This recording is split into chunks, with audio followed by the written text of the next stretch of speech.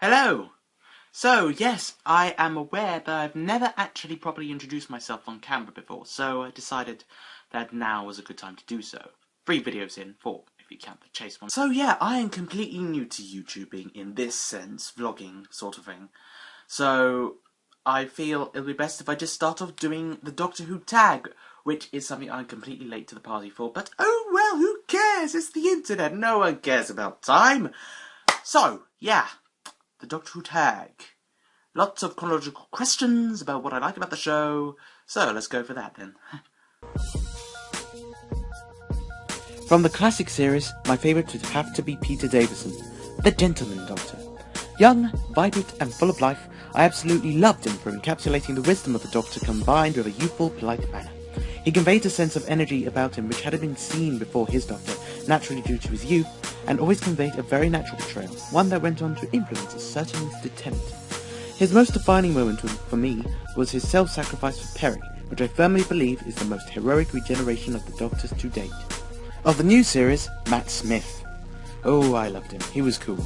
He captured a lot of the eccentricity that I like to see in the Doctor, but I also liked the facade nature of his Doctor, leading many to believe he's a bit of a buffoon, but hiding intense intelligence underneath. It would be unwise to underestimate him. He's warm, funny, crazy, and immensely badass. Definitely a Doctor who would make travelling with him an adventure to never forget. Caves of Androzani. Best regeneration story of any Doctor in my opinion, and best overall story for me. A brilliant way for Peter to go out on a high, and a great boost for the birth of Colin Baker's Doctor. Is it overrated? Well, it depends on your point of view, really. I personally think it's absolutely marvellous, with a fantastic anti-hero in the shape of Sharaz Jek, and the Doctor's most heroic regeneration of them all, in my opinion. He simply dies to give Perry, a girl who he had only been on screen with for one story prior, a cure from the fatal spectrox toxemia, to give her life, at the cost of his own. Through agonizing peril, he rescues her many times through the story. He truly is a gentleman.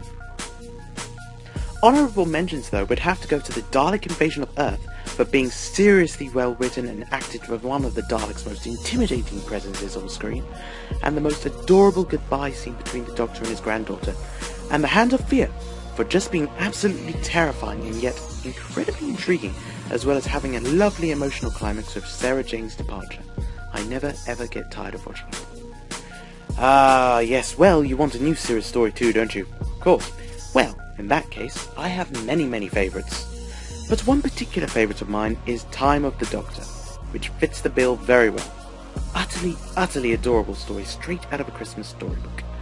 The old kind man protects the town for 1,000 years. It's ultimately another beautiful tale of tragedy for the Doctor. Another heroic regeneration story, and leads into the life of another incarnation who I've grown to enjoy dearly. For me, no one will beat Sarah Jane Smith, the amazing Elizabeth Sladen. Massive kudos to Russell T Davies for bringing her back and giving her the series that she deserved. She is the quintessential Doctor Who leading woman in my opinion.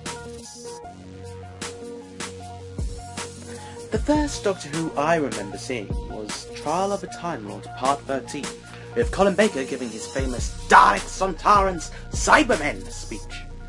I think we turned over just a little bit too late because we just about called the end. My first proper episode, however, was The End of the World with Christopher Eccleston as the Ninth Doctor on the 2nd of April 2005, which single-handedly kick-started the addiction. Ooh, now this is a tough question. For the classic era, I would have to say seasons 12 to 14, otherwise known as the Philip Hinchcliffe era. Strongest, the most gothic set of stories in all of Who, with the legend that is Tom Baker. It is absolutely consistently brilliant, and I love every single story in it. For the new series 4 to 8 have been the best for me. Consistently great, and I haven't been disappointed at all with the vast majority of the stories. It has just been a wonderful ride from there to now. Coral. Always Coral. All the Coral. I love that console room so much, it's my absolute favourite. Cybermen. The masters in the metallic shells. These demons are strong, intelligent, cunning, and creepy as hell.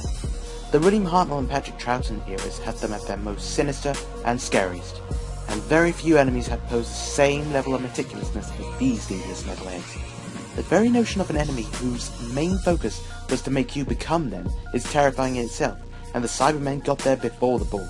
My favourite story with them in has to be Tomb of the Cybermen, and if you haven't seen it, I would highly recommend it, even if you're not very well versed in the classic era. It is a good introduction to the style of stories in that era, and certainly shows the Cybermen at their best. So yes, that was the Doctor Who tag. For the next video I'll be doing something a little bit more different. I'll be looking into the character of the 12th Doctor. So, if you want to join me for that one, that would be cool. So, I hope you enjoyed watching this. And I haven't bored you too much, so yeah, bye!